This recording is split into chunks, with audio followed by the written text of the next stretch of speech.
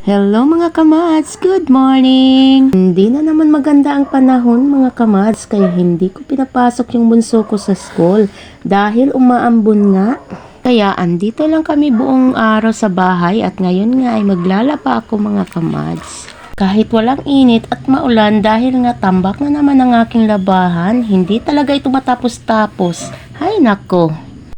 Fast forward na nga tayo, nagbabanlaw na nga ako dyan mga kamads at pagkatapos ko magbanlaw ay magsasampay naman ako. Pero bago ako magsampay mga kamads ay kukunin ko nga muna itong mga sinampay ko dito dahil tuyo na naman ito. Saka ko isasampay itong bago kong mga nilabhan. Pagkatapos ko magsampay mga kamads ay nagtupi naman ako nitong mga damit na kinuha ko sa sampayan kanina. Pagkatapos ko magtupi ay naglinis naman ako dito sa sahig. Pinunasan ko nga itong sahig ng basang-basahan. Hay nako, nangungulit na naman tong batang to. Kita na ngang naglilinis ako.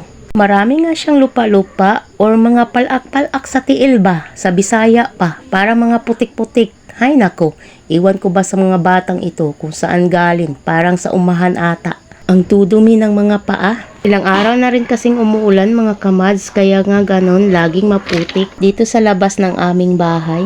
Pagkatapos ko nga magpunas ng sahig mga kamads ay nagpahinga lang ako saglit at nagluto na rin ako ng kamuti at saging para pang merienda ng aking mga anak pag uwi nila galing school. At hanggang dito na lamang. Salamat sa panonood. God bless!